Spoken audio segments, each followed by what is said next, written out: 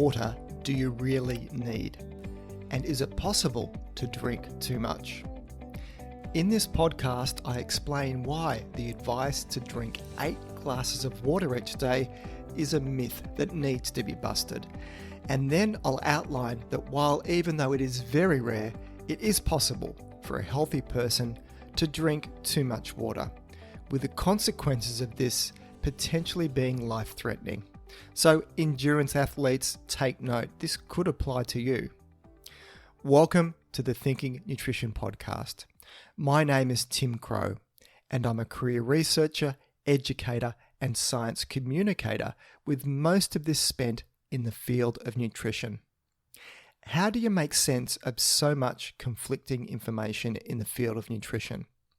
Well, while I don't profess to have all the answers in an area that is continually changing as research changes, you can count on what is covered in this podcast to be based on the whole field of nutrition science, not just selective areas that support a particular way of thinking.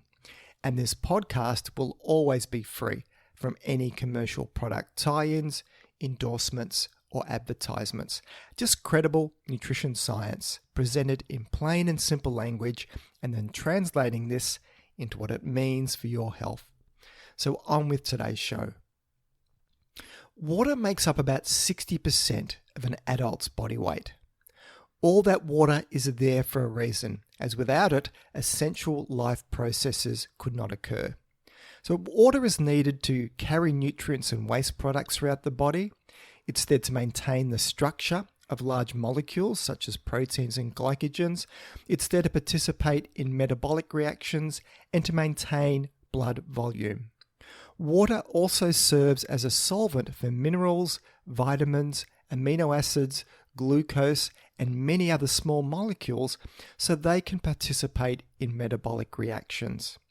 Water also acts as a lubricant and a cushion around joints and inside the eyes. You'll also find it in the spinal cord, and in pregnancy, it's part of the amniotic sac surrounding the fetus in the womb. And of course, water helps in the regulation of normal body temperature through the evaporation of sweat. So water is vital, you get that. But how much of it do you need each day? Surely it is just a matter of drinking your 8 glasses of water each day and you're good to go. Not so fast.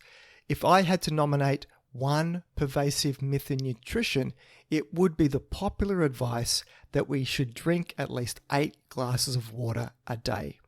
Now, of course, our bodies need water. Otherwise, we would die from dehydration. But the amount needed is extremely variable and depends on a person's body size, physical activity levels, the climate they live in, and what types of food they are eating. It is believed that the 8 glasses of water myth was a US recommended dietary allowance dating way back to 1945. The guide said a suitable allowance of water for adults was 2.5 litres a day, but most of this water could be found in prepared foods. If that last crucial part is ignored, the statement could be interpreted as clear instructions to drink 8 glasses of water a day. Even a comprehensive search of the scientific literature finds no evidence to support the 8 glasses a day advice. The clear reason that evidence for such prescriptive advice doesn't exist is that a person can get all the water they need without even consuming a single glass. So drinks like soft drink, fruit juice, tea and coffee, milk, and foods like fruit, yogurt, soups and stews all have appreciable amounts of water that contribute to your fluid intake. And don't be concerned about seeing coffee listed as a fluid. The coffee makes you dehydrated mantra is another myth that needs to be busted.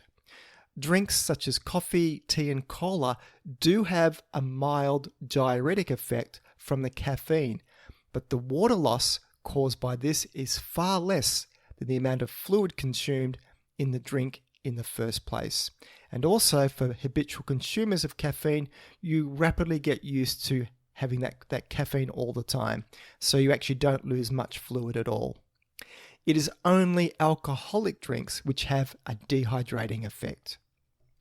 So Australian dietary recommendations also bust the 8 glasses myth, as the official nutrient reference values state there is no single level of water intake that would ensure adequate hydration and optimal health for the apparently healthy people in the population. So because water needs vary depending on diet, activity, environmental temperature and humidity, a general water requirement is difficult to establish. Recommendations are sometimes expressed in proportion to the amount of energy expended under average environmental temperature. The recommended water intake for a person who expends 8,400 kilojoules a day, for example, is 2 to 3 litres. Total water, though, includes not only drinking water, but water in other beverages, such as milk, and in foods as well. In general, drinking water and other beverages contribute about 70 to 80% of water intake, and foods contribute the remainder. So not all of that water needs to come straight from the tap, and for the average person, it is a myth that you somehow need 8 glasses of pure water on top of all the foods and non-water beverages that you drink. So how do you know if you are drinking enough water? Well, you can check this for yourself every few hours. If your urine is lightly coloured or clear, you're drinking enough. If it's dark, then you should drink some more. How simple is that? Okay, that's how much water you need, and you get it that it's not good to be dehydrated. But is it possible to drink too much? The answer is most definitely yes. Water overload, a condition called hyponatremia, is a potentially life-threatening condition. Hyponatremia occurs when the sodium concentration in the blood drops to a dangerously low level. Sodium serves an important role in the body by acting as an electrolyte and helping with muscle contraction. If more water is drunk than the kidneys are able to deal with, then this can dilute sodium in the body, just the same as adding fresh water to salt water makes it less salty.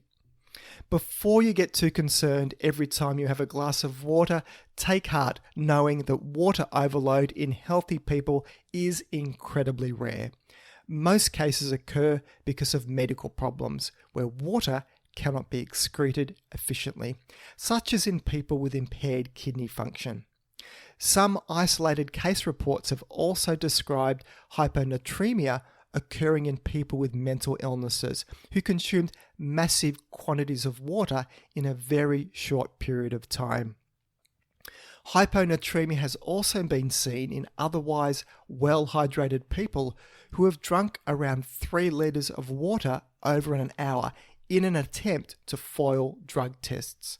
In some cases, however, hyponatremia can occur in otherwise healthy people who drink too much water during long duration endurance exercise. So people who compete in endurance events over many hours, such as marathons and Ironman triathlons, are especially at risk of water overload. A groundbreaking study published in 2005 in the New England Journal of Medicine measured the sodium levels of 766 runners at the finish line of the 2002 Boston Marathon. 13% of the runners were found to have hyponatremia, and 0.6% had such a low level of blood sodium that it was considered critical. And I'll link to this study in the show notes. The researchers surveyed the runners about their fluid consumption during the race, and hyponatremia was found to be the most commonly associated with the following characteristics of runners. For those that drank more than 3 litres of fluid during the race, they were at greater risk. Also, those that gained more than 1 kilogram of weight from the start to the finish were also at risk. And the only way you can gain so much weight during a race is from taking on so much fluid. Also, females were more likely to suffer from hyponatremia. Also, people with a very low body mass index, below 20 kilograms, so that puts them slightly into the underweight category. For those that were very overzealous in their fluid consumption and drank fluid at every mile marker of the race, and those that were out on the course for a long period of time. So those that had a race time greater than 4 hours. So there was much more time for them to drink fluid. So the risk factors for hyponatremia in marathon runners equally apply to any activity that involves continuous, strenuous activity for more than 4 hours. So this could be seen in bushwalkers and even military maneuvers. And when you combine this with excess fluid consumption. Athletes with a small body size, typical of many endurance sports people, are thought to be at even greater risk, especially if they sweat a lot and are overzealous in their drinking habits during an event. So how do you know if you're suffering from water overload? Because symptoms of hyponatremia present as throbbing headaches, nausea, cramps, dizziness, confusion, and lethargy. And if the condition progresses and sodium levels fall even further, swelling of the brain can occur, ultimately resulting in coma and possibly even death. Now, unfortunately, the initial symptoms of hyponatremia mirror those of dehydration, making the condition difficult to self-diagnose. If hyponatremia is misdiagnosed as simple dehydration, then consuming more water will only make the condition worse. Mild cases of hyponatremia can be managed by taking extra salt combined with water restriction until most of the fluid is urinated out. Standard medical treatment of hyponatremia involves intravenous administration of a concentrated salt solution, as well as using diuretics to speed up water loss. While a firm diagnosis of hyponatremia requires a blood test, something that would not be readily available at the finishing line of an endurance event, some possible signs that a person may be fluid overloaded include swelling of the hands and feet, or a watch or a ring that has become much tighter during the race. So normally our bodies are perfectly capable of maintaining water and sodium balance, even if we drink several liters of water in a short period of time. Why hyponatremia occurs in endurance athletes is thought to be due to muscle damage, causing a release of stress hormones. This metabolic response can result in reduced water excretion by the kidneys, causing water to accumulate in the body and thus lowering the sodium concentration. Once the body's water balance mechanism is impaired, drinking even a small amount of extra water can cause symptoms of hyponatremia. Importantly though, before an event, it is thought that hyponatremia cannot occur because the body can excrete the extra water drunk, so all athletes are encouraged to stay well hydrated during their training and daily activities.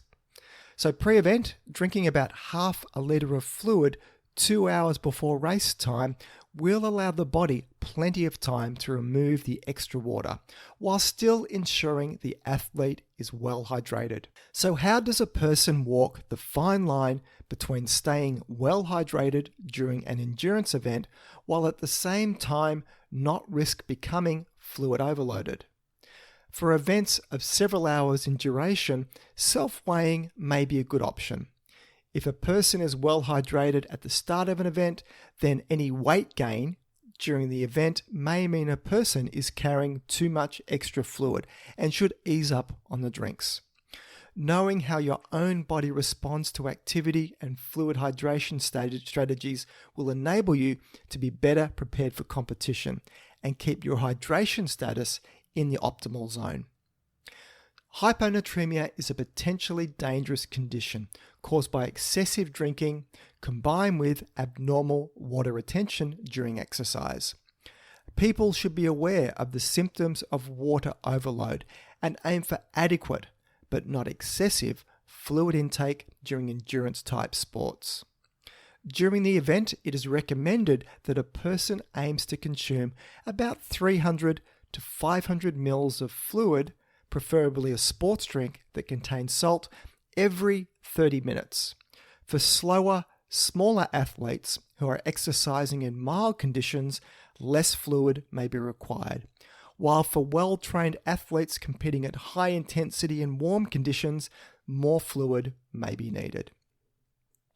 So now on to my research wrap-up segment, where I profile a study that has grabbed my attention during the week.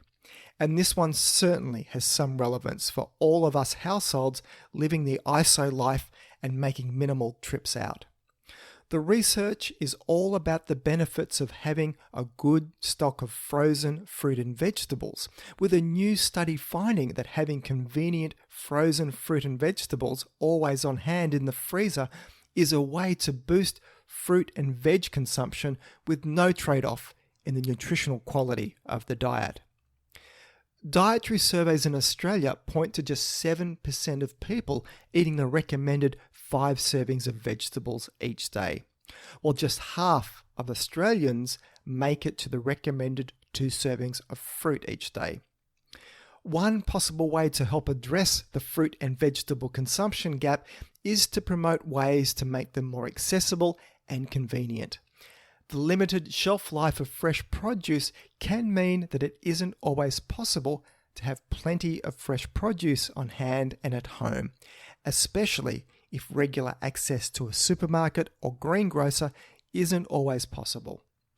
The situation can be even more difficult for people living in remote areas or who find it difficult to get to a supermarket. So several studies have already found that fruits and vegetables packaged as frozen or even canned are cost-effective and nutritious options for meeting daily vegetable and fruit recommendations in the context of a healthy diet. So the question is, do people who have plenty of frozen produce on hand at home actually eat more fruit and vegetables on average compared to the general population? Using food and nutrient intake data from 2 large dietary surveys conducted in the United States, researchers were able to look at fresh and frozen fruit and vegetable intake of people. This data was able to then be compared to a whole diet quality across large segments of the population. And I'll link to the study in the show notes. The key finding was that people who were regular consumers of frozen fruit and vegetables ate significantly more fruits and vegetables than people who only ate fresh produce. The end result of eating more frozen fruit and vegetables was that a person's diet was overall healthier. More fiber, potassium, calcium, and vitamin D was consumed, and less salt eaten in people who had frozen produce as part of their diet. The energy intake of people 18 and under was lower among frozen fruit and vegetable consumers, which is a positive finding considering the rise in childhood obesity rates. Adult eaters of frozen produce were also significantly more likely to have a lower body mass index too. So frozen fruit and vegetables should be a backup option in the freezers of most Australians, especially as we are stuck in ISO for some time. Such foods are a nutritious, cost-effective and convenient way to get more fruit and vegetables into your day. So that's it for today's show.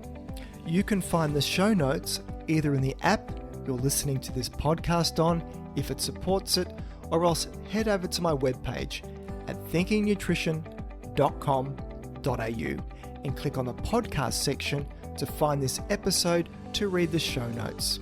If you find this podcast of value, then please consider sharing it with your friends and colleagues, or maybe even leave a review. This all helps increase the ranking and reach of the podcast, which means a big win for credible evidence-based nutrition messages while helping to dilute out the crazy and making the world a slightly less confusing place. I'm Tim Crow, and you've been listening to Thinking Nutrition.